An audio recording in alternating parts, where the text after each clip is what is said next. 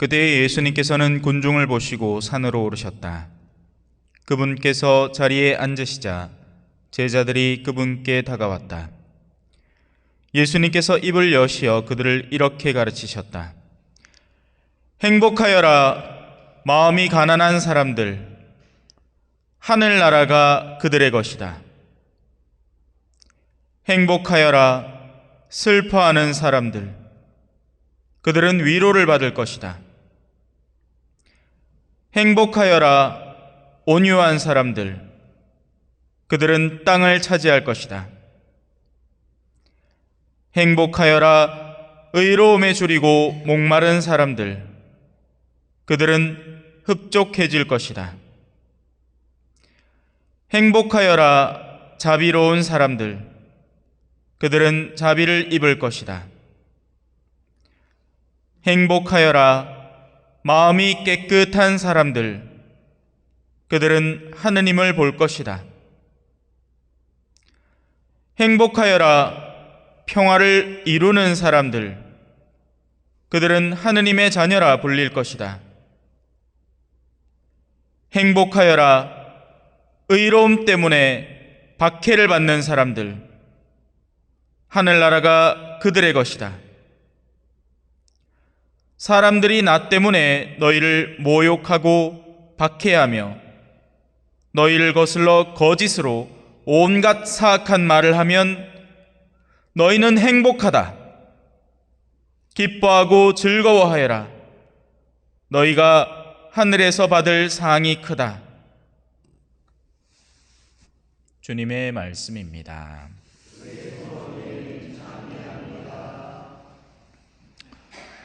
찬미 예수님,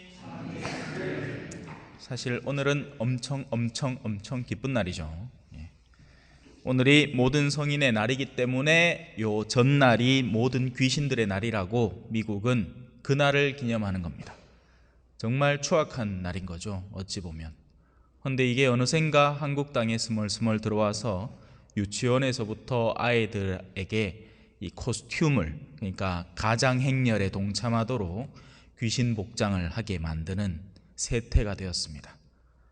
자기의 태 속에 있는 아이 죽이는 걸 서슴없이 여기는 사회, 정신문화가 완전히 파괴되어서 어디로 가야 할지 사람들이 길을 도무지 찾지 못하는 사회, 어른들이 어른의 제대로 된 역할을 해주지를 못하고 오히려 청년들의 어긋남을 조장시키는 사회를 자꾸만 이루고 있습니다.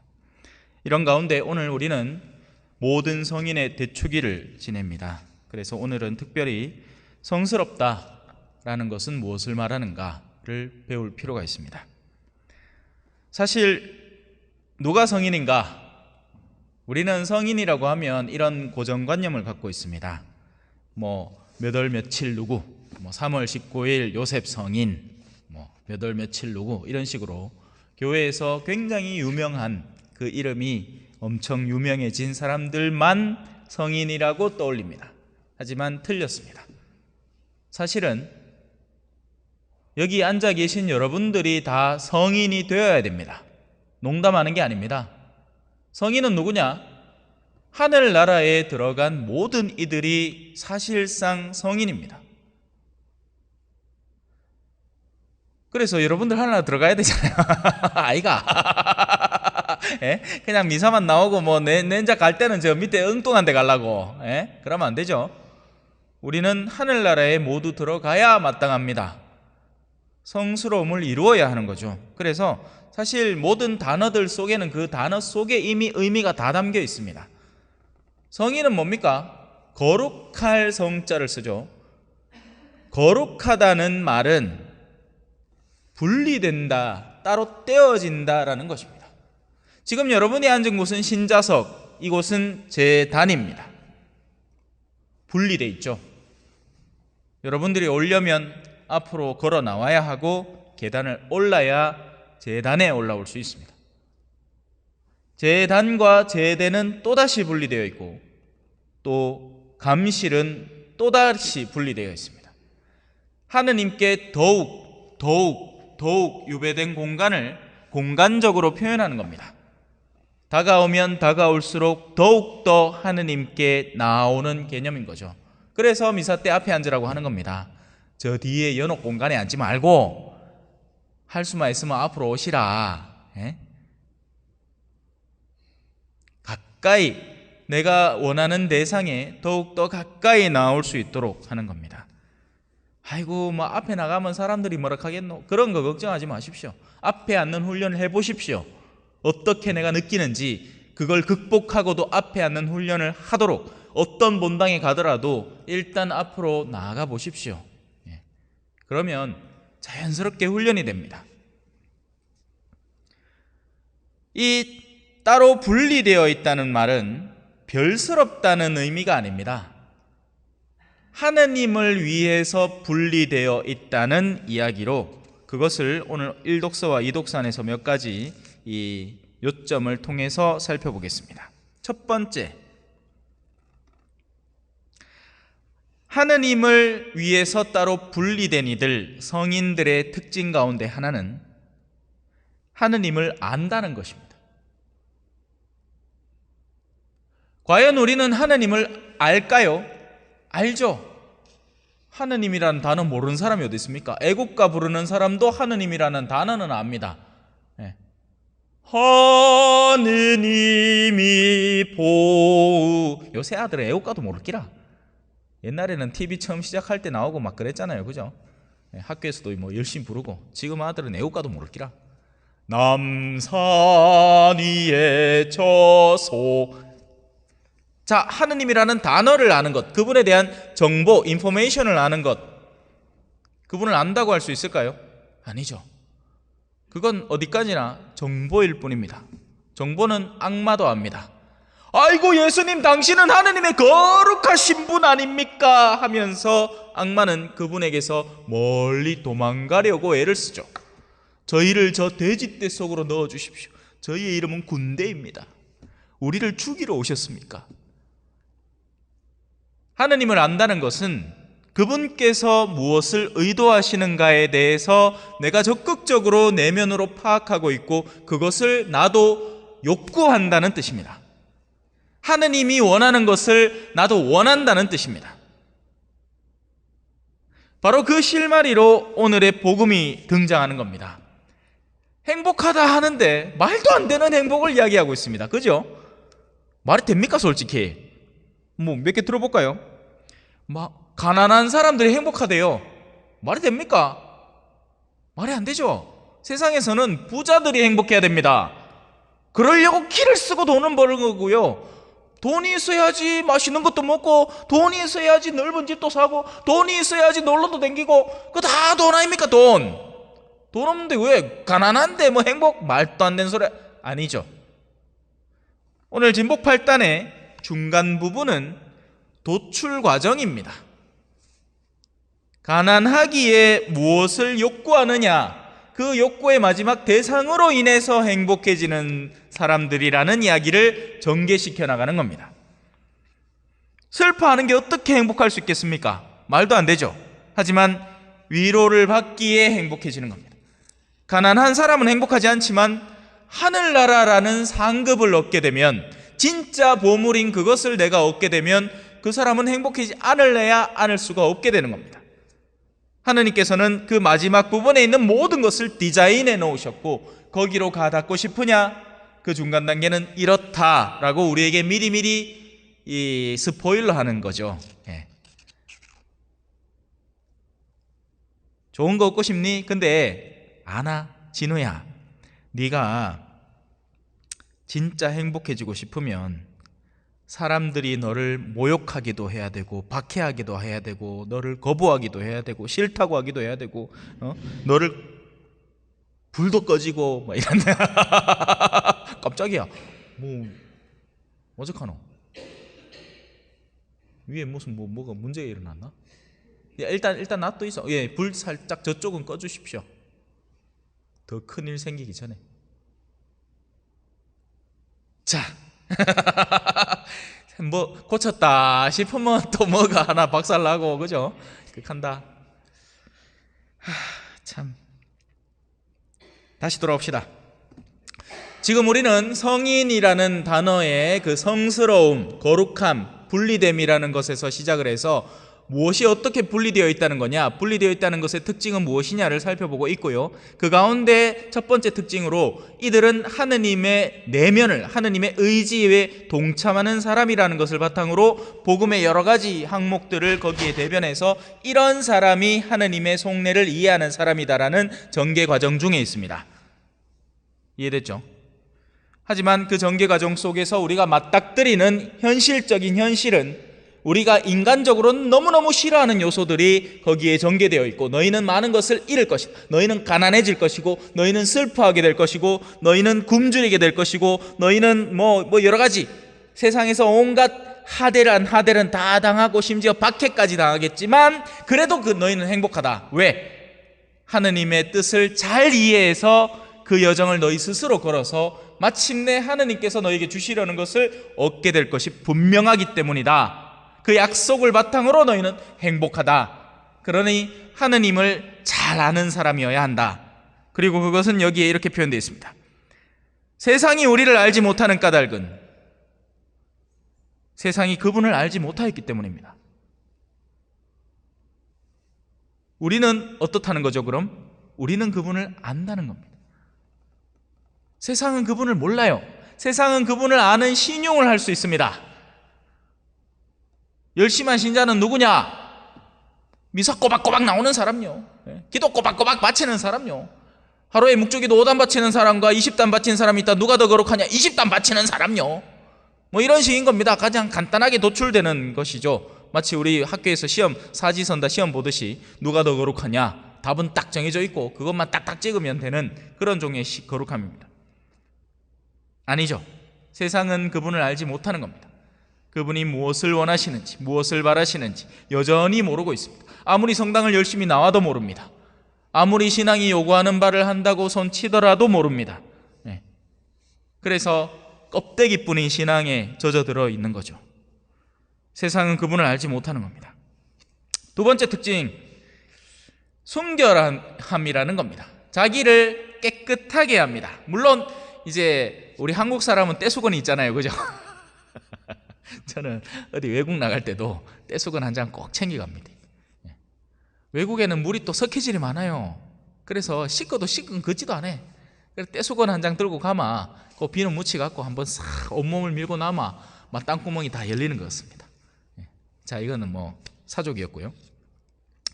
그걸 순결하게 하라는 게 아니죠. 여기서 순결하게 하라는 것은 영혼의 잡스러운 소리와 잡념들을 자꾸자꾸 비워내고 없애라는 겁니다. 명상은 불교에서만 하는 게 아닙니다. 명상은 사실 우리 가톨릭의 거룩한 전통이기도 합니다. 우리가 신학교 안에서 매일 신학생들을 아침마다 그 묵상을 하도록 훈련을 시키는 것은 잡념을 비워내도록 하는 겁니다.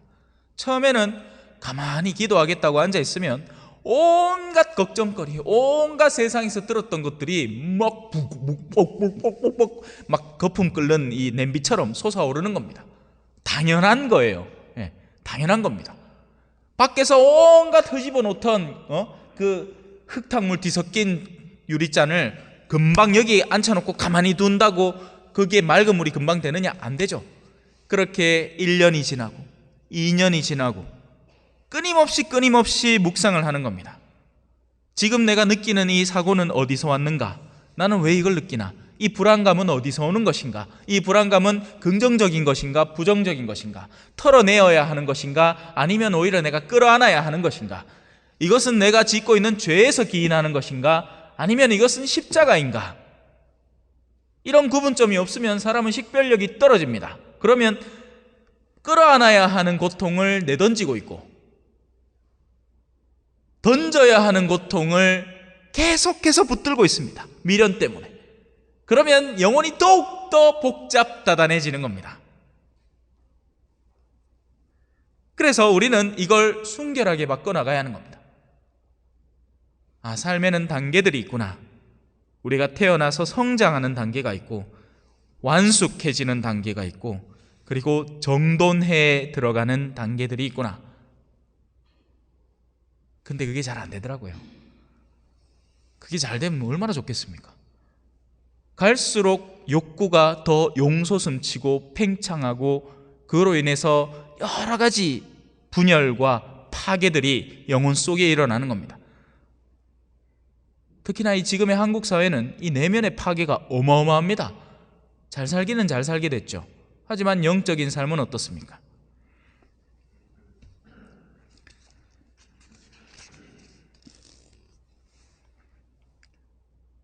세 번째 특징입니다. 희고 긴 겉옷을 입은 저 사람들은 누구이며 어디서 왔느냐? 이들이 누구겠어요? 바로 성인들입니다.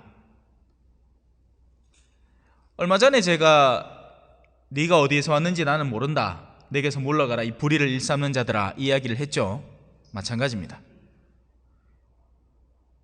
원로 가운데 하나가 묻습니다. 어디서 왔느냐? 그러자 대답을 합니다. 원로님께서는 알고 계시지 않습니까? 그가 나에게 말하였습니다. 안다. 그들은 큰 환난을 겪어낸 사람들이다. 저들은 어린 양의 피로 자기들의 긴 겉옷을 깨끗이 빨아 희게 하였다. 이 비유적인 표현 속에는 여러 가지 영적 심상들이 같이 들어 있습니다. 환난으로 우리가 빨아낼 수 있는 건 뭘까요? 사실은 믿음입니다. 우리가 누군가를 믿는다 할 때 그 믿음은 사실 말로 그냥 쉽게 표현될 수 있는 게 아닙니다. 믿음은 검증되어야 합니다. 네가 정말 나를 믿느냐?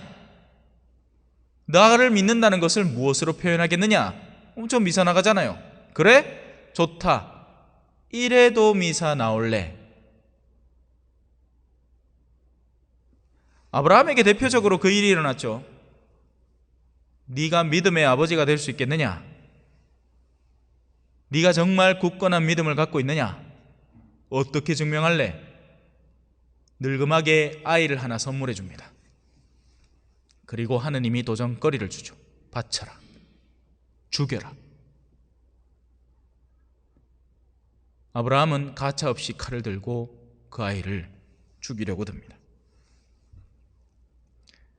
불가능한 영역에서 나에게 선물을 주신 분이니 설령 이 아이의 현세의 생명을 데리고 가더라도 또 영원 안에서 만나게 해주시리라. 물론 하느님은 그 일을 멈추셨죠.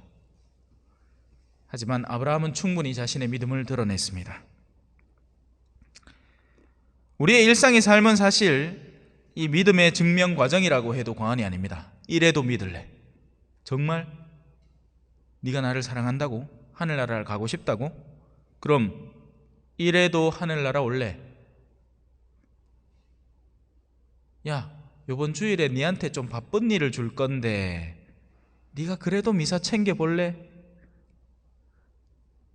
너 가족들하고 재밌는 곳에 놀러가게 만들 건데 그래도 나하고 만남을 포기하지 않아 볼래?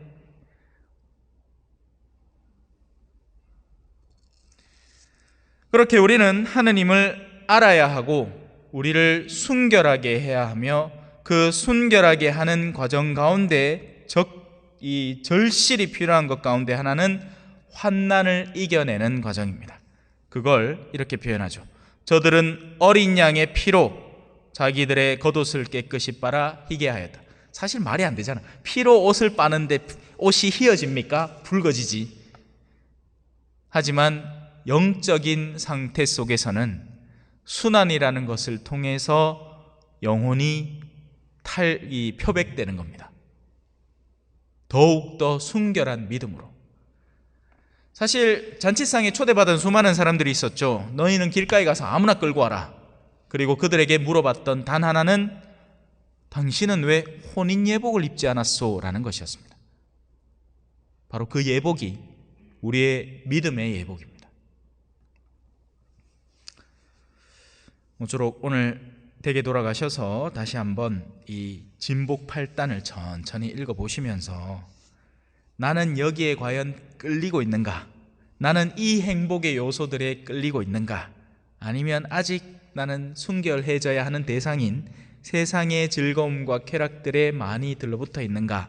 한 번쯤 살펴보셨으면 좋겠습니다. 아멘.